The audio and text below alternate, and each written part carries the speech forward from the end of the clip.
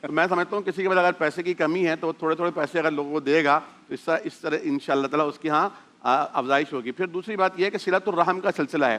ایک خاندان میں عموماً لوگ جو ہیں وہ ایک دوسرے کو کچھ دیتے نہیں ہیں تحائف وغیرہ, تو یہ خوشی کا موقع ہے. اس موقع پر اگر کچھ عیدی کے نام پر اگر ایک دوسرے کو دیا جائے, لیکن میں نے آغاز میں عرض کر دیا کہ لا ضرر ولا ضرار, یہ جو رسوم بنا دی گئی ہیں نا, یہ جو بوجھ بنا دی گئی, یہ بہت خطرناک بات ہے کہ ریٹ طے ہو چکے ہیں.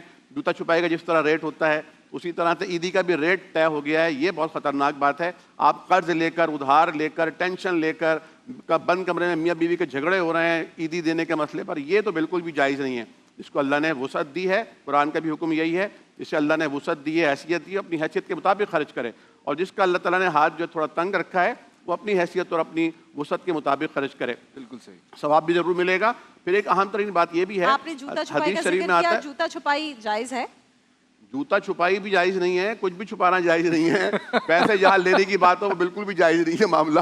لیکن بات یہ ہے کہ رسوم ہوتی ہیں, اللہ معاف کرے, ہوتی ہیں اور ہوتے ہی ہیں. تھوڑی بہت جو ہے وہ خوشی ہوتی ہے کہ بھائی چلو دروازہ رکائی بھی ہو رہی ہے. شادی بھی نہیں چھپانی چاہیے, ہم نے یہاں پہ بات کی ہے. تو عرض یہ کر رہا تھا میں کہ حدیث شریف میں آتا ہے کہ من احب ان یبسط له رزقہ, جو چاہتا ہے کہ اس کا رزق بسیط کر دیا جائے, کشادہ کر دیا جائے, فراخ کر دیا جائے, وَأَن يُنْسَأَ لَهُ فِي أَثَرِهِ, اور اس کا ذکر خیر بھی بڑا کر دیا جائے, عمر بھی اس کی طویل کر دی جائے, فَلْيَصِلْ رَحِمَهُ, اسے چاہیے کہ وہ جو رشتہ داری ہیں ان کو ملائے, ان کو جوڑے. تو عید کے موقع پر ایک دوسرے کے گھروں پہ جانا بھی چاہیے اور ایک دوسرے سے ملاقات بھی کرنی چاہیے. جو دور کے لوگ ہیں ان کو کم از کم ٹیلی فون کے ذریعے, واٹس ایپ کال کے ذریعے ویڈیو پیغام بھیجنا چاہیے.